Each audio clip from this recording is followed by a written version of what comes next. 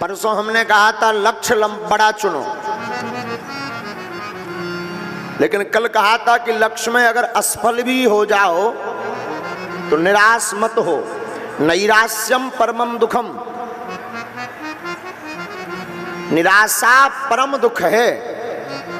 तो ईश्वर की गति मानकर कर्म भर करो, कृपा पाने का प्रयत्न करो, बाकी भगवान की जो इच्छा। आज थोड़ा सा और आगे बढ़ते हैं।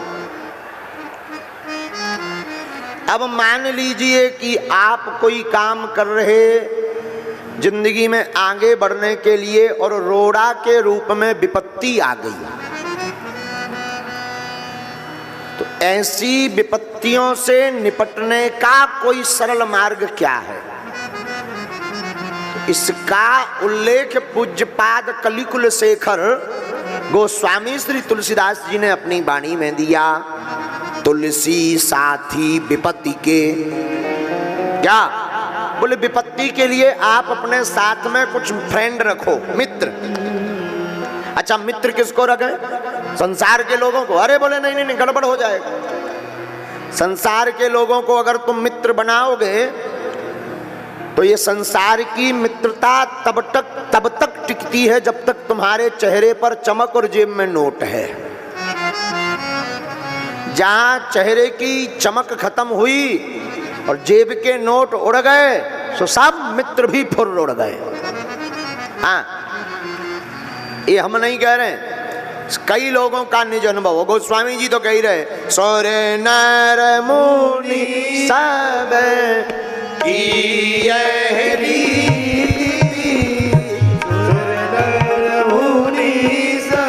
भैया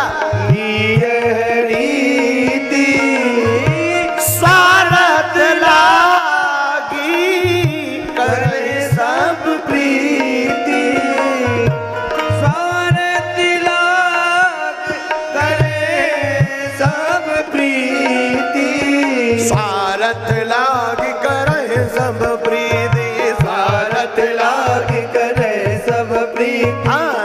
सुर नर मुनि सब की सुर नर मुनि सब की। सुर का मतलब देवता, नर का मतलब मनुष्य, मुनि भैया इन सब की रीति है। साफ स्वार्थ बस प्रीति करेंगे, तुम्हारे चेहरे पर चमक, जेब में नोट है, सब रिश्तेदारी बना लें। अरे आप हमसे मित्र बन जाइए, अरे आप तो हमारे आप अभिभावक हैं, आप तो हमारे बहुत सगे हैं, बहुत अच्छा। देखना, कभी भी व्यक्ति मित्रता करता है तो बड़े ही लोगों से करता है, उनसे नहीं करता है जिनके पास कुछ है नहीं। विचित्र बात भाई, तुम्हें मित्र ही बनाना है तो सिर्फ अमीर आदमी क्यों? सज्जन आदमी क्या गरीब नहीं हो सकता? लेकिन ये मित्रता भी स्वार्थ बस ही है। ये खबर अब आप लोगों को पता नहीं कब आएगी। आप लोगों को तो लगता है महाराज जी बातें हैं कथा की, ठीक है, अच्छी बात। अरे नहीं, मात पिता भ्राता सुत नारी ये सब भी स्वार्थी। पत्नी भी तब तक पत्नी है, पत्नी का अर्थ होता है जो पति को पतन से बचाए। पत्नी का अर्थ क्या होता? जो पति को पतन से बचाए वो पत्नी। तो पहले जो है पुराने जमाने में घरवाली को कहते थे धर्म पत्नी, जो धर्म भी कराए, धर्म भी करे, धर्म पर चले और पति को भी धर्म पर चलाए, और पति अगर बिगड़ने भी लगे तो पतन से बचाए, उसको कहते थे धर्म पत्नी। अब टाइम बदल गया तो धर्म पत्नी हट करके फिर कुछ दिन चला सिर्फ पत्नी, मतलब धर्म नहीं बचा, केवल पतन से बचाती है। तो बोले क्या? बोले पत्नी। फिर और धीरे धीरे टाइम बदला, और टाइम बदला तो लोगों ने नाम दिया घरवाली। बोले क्यों? बोले अब पतन से तो नहीं बचाती, बस घर को ही बचा पाती है। तो बोले अब नाम थोड़ा चेंज कर दो, तो नाम धर दिया घरवाली। लेकिन जो है फिर और टाइम बदला हमारे बुंदेलखंड में, और अंग्रेजी का मीडियम जमाना आया तो लोग कहने लगे लुगाई। बोले भाई लुगाई क्यों कहने लगे? लोग यानी पुरुष, पुरुषों के बगल में आकर खड़ी होने लगी, सो बोले लुगाई। अब फिर और टाइम बदला, बोले ये भी ठीक नहीं है। अब और अंग्रेजी चल गई, तो अब चल गई वाइफ। और वाइफ खतरनाक होती है, कहीं भी वाईफाई जुड़ सकता है।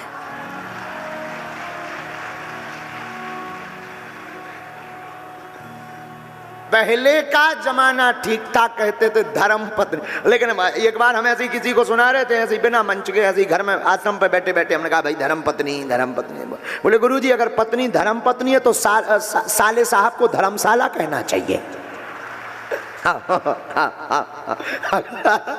अगर पत्नी धर्म पत्नी है तो साले साहब को क्या कहेंगे? हम की धर्मशाला बोलो, बोलो धर्मशाला बोलो, क्या दिक्कत है? जब पत्नी धर्म पत्नी हो सकती तो साले साहब धर्मशाला भी हो सकते हैं।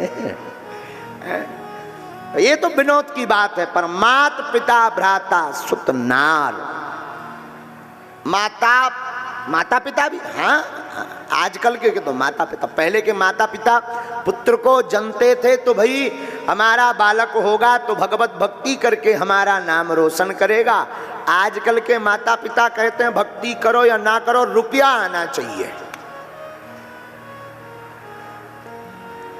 तो मात पिता भ्राता, भ्राता का मतलब भाई, भाई भी ऐसे ही। सुत यानी पुत्र। बेटा तब तक माता पिता की सेवा करता है जब तक तिजोरी की चाबी उनकी श्रीमती जी को नहीं मिल गई। जहां तिजोरी की चाबी मिली तो या तो माता पिता की खटिया खेत में या किसी जो है वृद्धाश्रम में। सुत नार और पत्नी भी सब नहीं, कुछ भारत की ऐसी पतिव्रता हमारी माताएं भी हैं जिन्होंने यमराज के यहां से भी अपने पति को वापस लाने की सामर्थ्यता रखी है। भारत ऐसे ही विश्वगुरु नहीं है। यत्र नार्यस्तु पूज्यन्ते रमन्ते तत्र देवता। भारत भूमि वो भूमि है जहां माताओं का सर्वोत्तम स्थान रहा, तब तो हमारे देश को भारत माता कहा जाता है। आपने कभी चीन माता सुना? सुना कभी श्रीलंका माता की जय सुनी? बोलिए, कभी तुमने सुनी वेस्ट इंडीज माई की जय? ऐसा सुना? अच्छा, ऑस्ट्रेलिया माताई की जय ऐसा सुना? लेकिन ये सुना होगा भारत माता की जय। बोले क्यों? बोले बाकी है सब लड़का बारे, मताई तो एक ही है, वो भारत माता है। इसलिए भारत विश्वगुरु है, क्योंकि यहाँ नारियों की बड़ी पूजा होती है। यत्र नार्यस्तु पूज्यन्ते रमन्ते तत्र देवता। आप कहेंगे महाराज केवल भारत माता भर से नारी पूजा कहाँ सिद्ध हो रही? आप कहो सीताराम, बोलो जोर से बोलो। इसमें राम जी मतलब पिताजी पीछे हैं, माताजी आगे हैं। अब कहो राधे श्याम,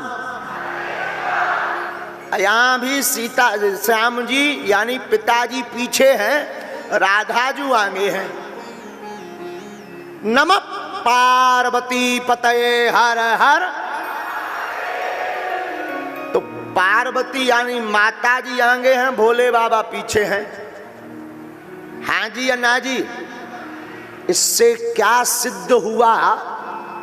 इससे यह सिद्ध हुआ कि भारतीय संस्कृति मातृदेवो भवा पितृदेवो भव, लेकिन भारत की सनातनीय संस्कृति इसीलिए पूज्य है क्योंकि यहाँ माताओं को सर्वोत्तम स्थान दिया जाता है।